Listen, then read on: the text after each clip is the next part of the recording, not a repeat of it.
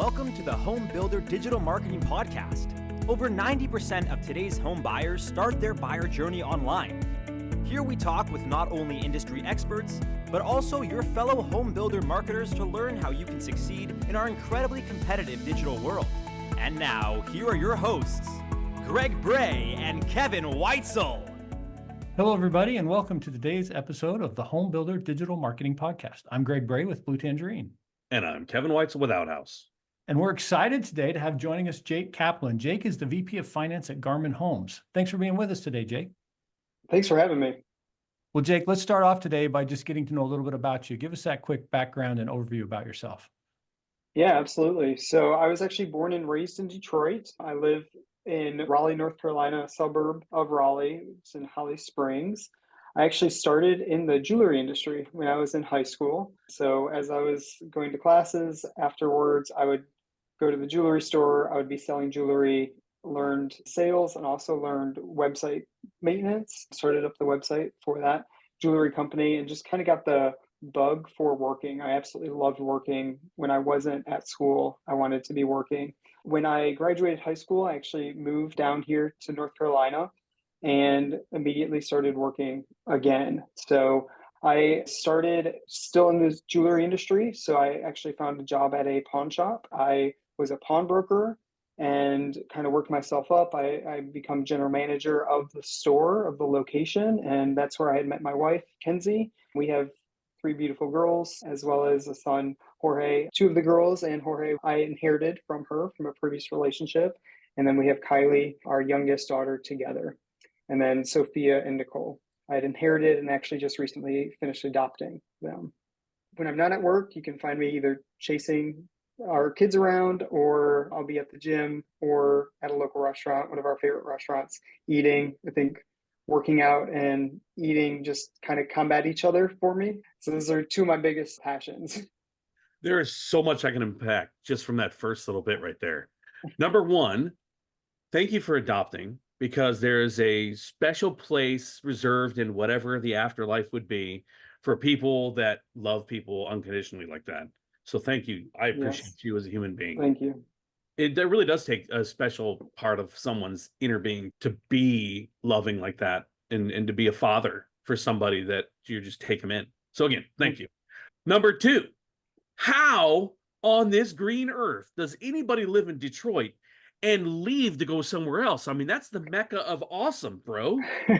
I know. I really do love my Detroit roots. True Detroit? Are we talking like Detroit? Are we talking like Ypsilanti or... No, like 20, 30 minutes away from Detroit, kind of like North Carolina set up, Raleigh set up as well. But it's Metro Detroit. So I was about 30 minutes away from downtown Detroit. Like Grosse Pointe. You know, people are like, oh, I'm from Grosse Pointe. They don't even say Detroit. I lived in Birmingham and in Novi. Oh, Novi, okay. Yep. I have a builder over there in Novi. So let me ask you this. We're to the point of the show.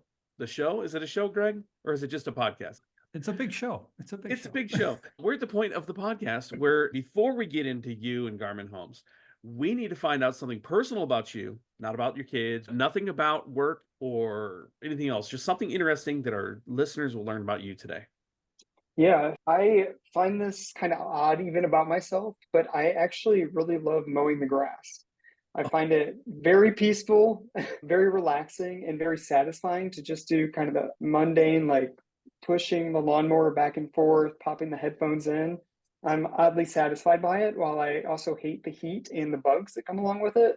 And also don't think I'm too great at it. I do really enjoy pushing the lawnmower. I do too. It was my first job. I was 9 years old and I wanted school clothes and we were poor.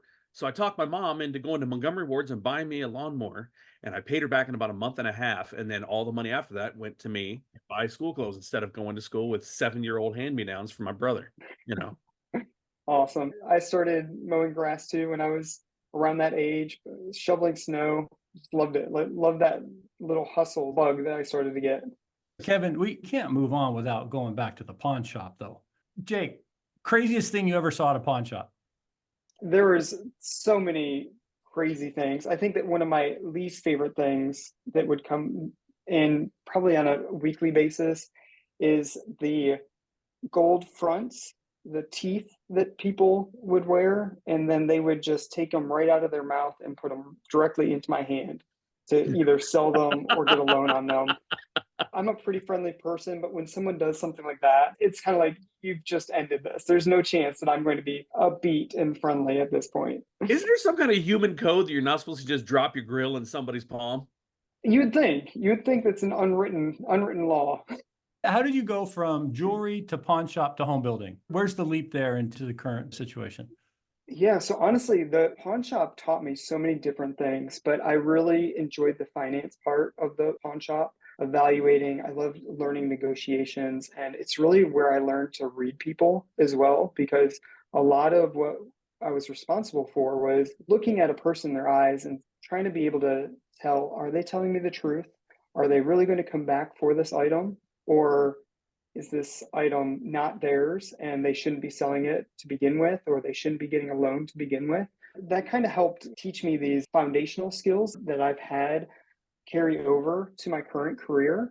So while I was at the pawn shop, I got my real estate license because I was ready for a change. I'd met my wife, then she wasn't my wife, but I met my future wife, and I knew that I wanted to make a change. And I got my real estate license. The day that I sat for my real estate exam was the day that I quit the pawn shop. Even before taking the exam, I kind of went all in on it. And I sold real estate for a year, learned a lot. I found that it wasn't my passion. I didn't love selling. I didn't enjoy kind of grinding and finding customers and buyers. I enjoyed more like kind of the marketing aspects of real estate and getting stuff out there and talking to people about real estate, but not necessarily the hunt of a buyer or a seller. So I did that for a year, and then I was working at the real estate company that our owners, Jim and Elena of Garman Homes, they owned a real estate firm as well as a real estate school. After that year, they invited me to run the real estate school for them. So I ran that for about 2 years. And at the end of 2 years, it was in 2018, they sold the school as well as the real estate company, and they brought me over to Garmin. And when I joined Garmin, it was look at each department, learn whatever you can, find your niche, see what you're going to really be great at. So I had an amazing opportunity to just dive into this industry and to learn it front and back and figure out what I loved. So I did that for a few months until I really found my niche in finance. I started as the division controller. I was doing HR, tech support, kind of all encompassing of a controller. As we started to grow, I moved into a vice president of finance role. I'm managing all of our banks. I'm overseeing all of our financial activity from the controllers that I have in place at our two divisions. And then I'm working alongside our senior leadership team to grow the business and to really work on operations. That's why I'm talking to you on a marketing podcast, because just recently I have stepped into the marketing leader role to kind of reevaluate our business, look at the processes that we've got in place, and start to streamline and see where we can save some money, where we can optimize our spend, and how we can organize this department just a little bit better. Well, before we peel that onion a little bit, let's just give people the quick background. Where does Garman Homes build? What types of homes are you guys doing? And who's kind of your target market that you're going after? Yeah, absolutely. So we're out of Raleigh, North Carolina. Raleigh is a pretty big area. We've got a lot of submarkets within Raleigh. And then we also build in Greensboro. So our Greensboro market is newer. We opened there about 4 years ago, and it's just a completely different world. It's about an hour and a half from Raleigh, but it's just a different market to learn. So we've been enjoying getting to know that market as well as specializing in our niche here in Raleigh. Our average price point is around $450 between both divisions, and we really love that sweet spot. We are looking for land and opportunities that are within that median price range. We love to be from the builder when we go into communities with multiple builders, and our homeowners really range. We thought that our first-time home buyers were going to be kind of our niche, but we have found that move-down buyers and empty nesters, really anybody that understands the connection that we look to make with our buyers, are the ones that are looking to live in our houses. We just opened up a community out in Fuquay, and we found that our demographic there, we had primary bedroom on the first floor plans. We have single car garage plans. So first time introducing those to the market. We found that our buyer ended up being a lot of divorcees that were just going through a really hard time.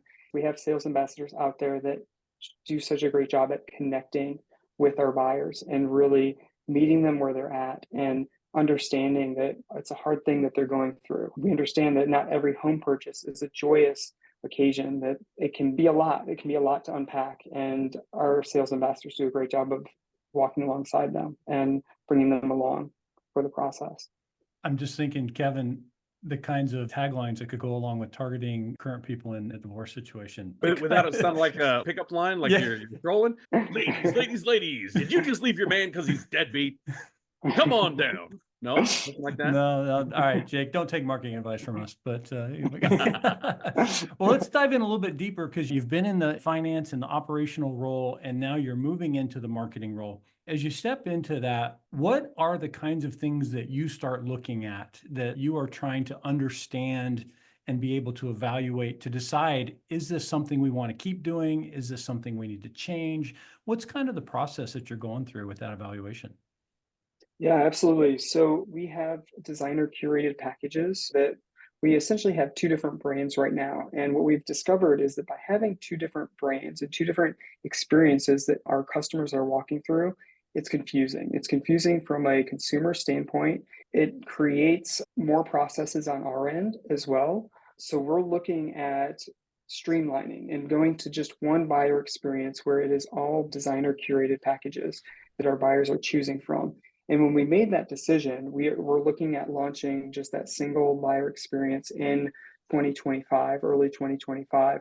By making that decision, there's so much clarity that kind of opened up, especially in the world of marketing, so that we can invest more in technology. We can lean into this one buyer experience and make sure that it is truly understood and that we can leverage our different marketing strategies so that it's understood that this is the buyer experience. Most of the time, people don't have that opportunity to do that large kind of step back. What are we doing? Why are we doing it? What's working? What's not? That comes with that fresh perspective, the new eyes, if you will, looking at the situation that you're kind of bringing to it. And so the idea of what determines for you if something's working, quote unquote, or not. How do you evaluate and measure kind of your programs and the things that you're doing to decide what to keep and what to try to change? Yeah, that was one of the reasons I was so excited to step in this role. Because of my finance background, we really saw that marketing has been taking a massive shift, that it's not all about the pretty, but it's really all about the data and making sure that we are taking that data and optimizing it and using it to then craft more personal experiences for people. So I was excited to dive into that aspect. What I found is, we still need to go back to the basics. We need to make sure that our website is accurate. We need to make sure that the specifications that we have listed are accurate, that the photography that we have is representative of the house that we're building. And I really kind of found myself in the weeds from the very beginning in that aspect. And then I was able to, as we got that fixed, kind of go bird's eye view and say, okay, well, we're going to start creating these really killer experiences on our website. We're actually going to redesign our website so that it'll be optimized for this new buyer experience. And we're going to invest more in technology. So we're working alongside Inugo right now to build out interactive virtual rendering floor plans that allow our buyers to turn on and off structural options, as well as choose between our designer curated packages in real time. So we think that it's going to be a great way for people to be able to visualize the packages that may be hard to visualize without that creative side. Hey everybody, this is Greg from Blue Tangerine, and I just wanted to personally invite you to join Kevin and me at the upcoming Home Builder Digital Marketing Summit. It's going to be October 23rd and 24th in Raleigh, North Carolina. You do not want to miss this. We're going to have marketing education. We're going to have online sales counselor education. We're going to have networking, roundtable discussions, and of course, a whole lot of fun. So make sure you get registered today and join us. You can get all the details at buildermarketingsummit.com. Can't wait to see you there. As you are evaluating that experience, how have you decided the percentage that needs to happen like online digitally versus pulling them in and visiting the sales center or talking to somebody? How have you been trying to balance that digital interaction with the in-person? We really feel that everybody is starting on the website. They're starting online before they go into the model. So it's being as transparent as possible on our website, giving them as much information as possible, but then also marrying that with here's our online sales counselor. We really want that experience to act as like a concierge. So they're setting the appointments, but they're really getting to know the buyer and making it a personal experience so that even before they are walking into the door, of the models, they're greeted by our sales ambassadors that know the background, know what they're looking for, and can kind of curate the experience to them. What are some of the ways that you are deciding what works online or not? Are there some key metrics that you look to try to measure those various activities? Yeah, I think the key metrics that we are always looking at is incoming traffic. Not only traffic, but then obviously our lead count. The lead count is then broken down by our online sales counselor to really get feedback on the quality of the leads because we don't want to increase our lead count, but them not being that valid or not being as ready or just quality as quality leads that we are looking for. So that, and then the conversion rate to appointment and conversion rate finally to sell. As you are building out the marketing role for yourself, what type of team structure do you have in-house compared to what types of things do you look to partners like other agencies or things to help you provide and deliver? So enough, we're actually in the process of defining this. So I recently just brought on board a vice president of marketing. So she is going to be taking this department and really making it her own and looking at what team she needs to build out for us personally. But we really want that personal touch with our buyers. For content, nobody knows our buyers, our voice, or our business like we do. So we really think that having in-house authentic content creation is going to stay close to home. And then in terms of digital, the process of choosing keywords and digital ad optimization is a specialty and it's best left to the experts. So that is a team that we will always have as a third party partner with us, but it's important to us that that partner is really invested in the success of those ads for us. And they're upset if our lead count decreases and they're celebrating with us when it increases, but they're actively looking ahead to see what levers they can pull in order to optimize our spend for us. When you were looking for that VP of marketing, and as you think about the team that you're trying to build out, what are some of the key characteristics you're looking for in that hiring process? Is it all about technical skills, or is it more kind of soft people skills, or other types of outside the industry versus inside home building experience? What's really important to you in that hiring process? We really were looking for a unicorn because I wanted to find somebody that had great experience, somebody that maybe was inside the industry was great, but I also wasn't afraid to shop outside of the industry and to find that person that was just ready for that next step.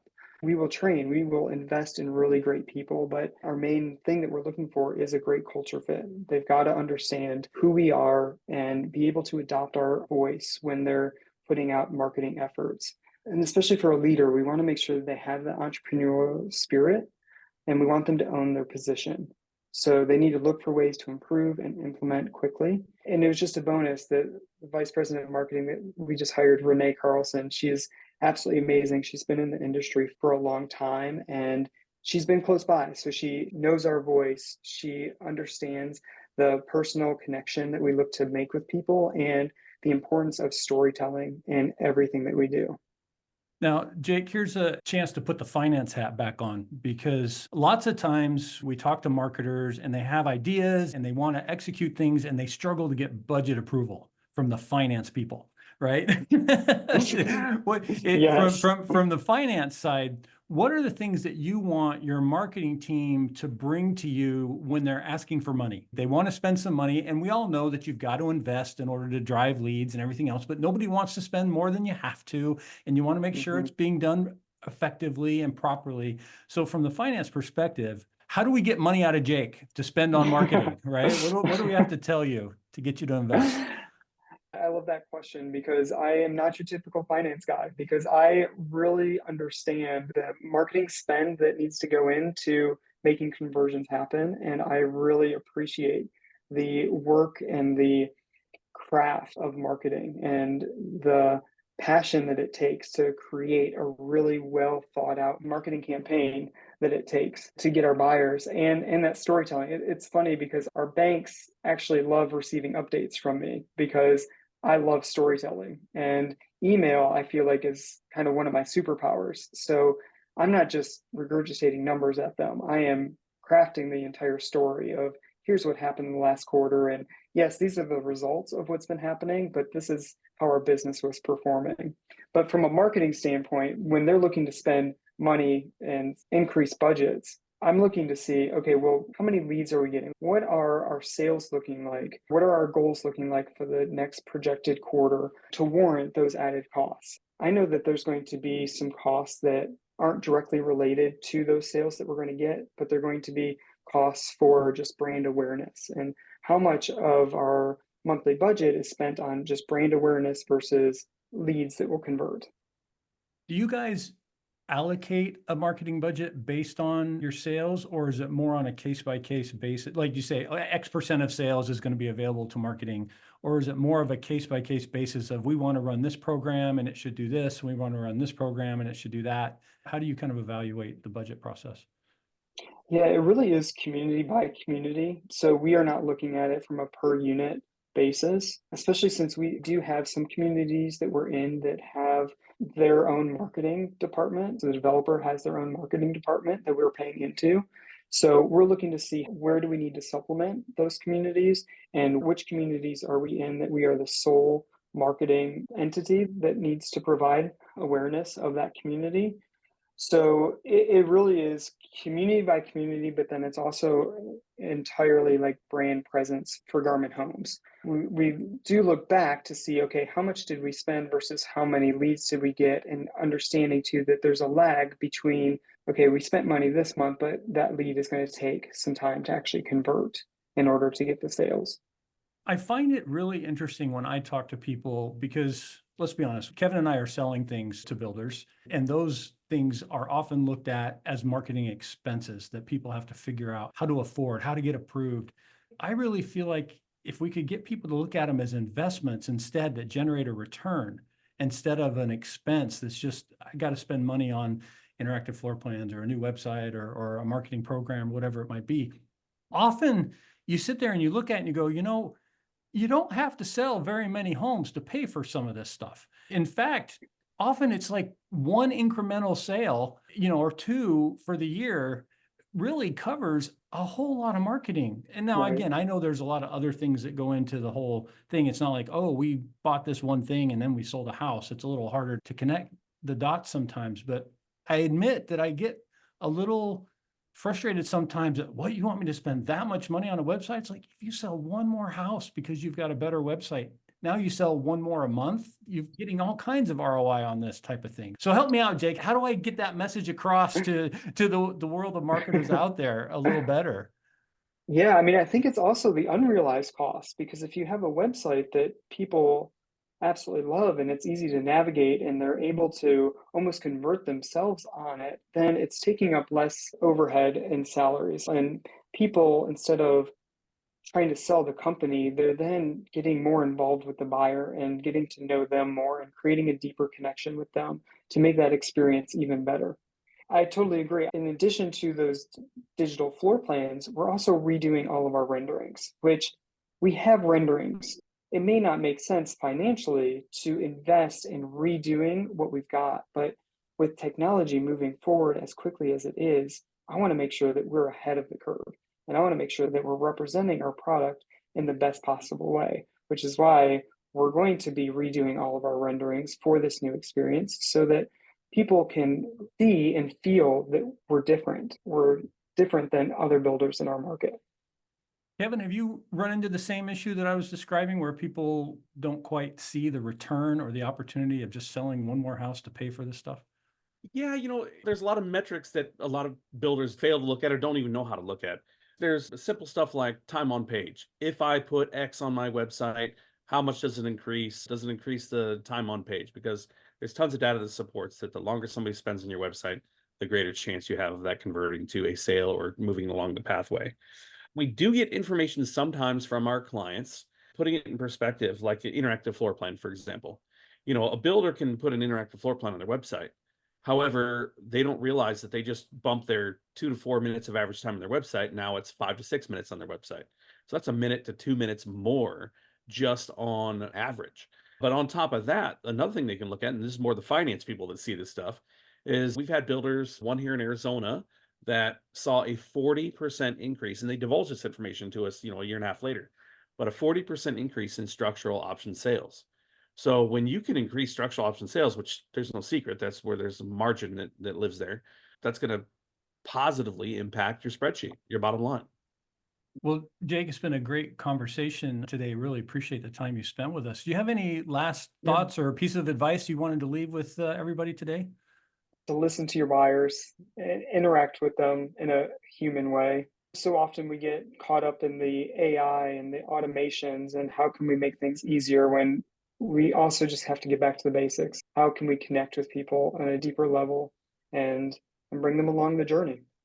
Well, Jake, if somebody wants to connect with you and get in touch, what's the best way for them to reach out? Yeah, so my email address is jake@garmanhomes.com. That's GARMAN homes.com. And then I am on Instagram. It's at build like a millennial. All right, awesome. Well, thanks again for being with us today. And thank you everybody for listening to the Home Builder Digital Marketing Podcast. I'm Greg Bray with Blue Tangerine. And I'm Kevin Weitzel with Outhouse. Thank you.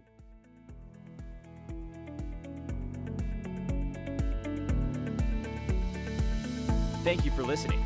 To learn more about how Blue Tangerine and Outhouse can help you generate more qualified home buyer leads, visit bluetangerine.com and outhouse.net. If you've enjoyed our show today, please tell a friend, leave us a review, and subscribe on your favorite podcast platform. Be sure to join us again on the Home Builder Digital Marketing Podcast.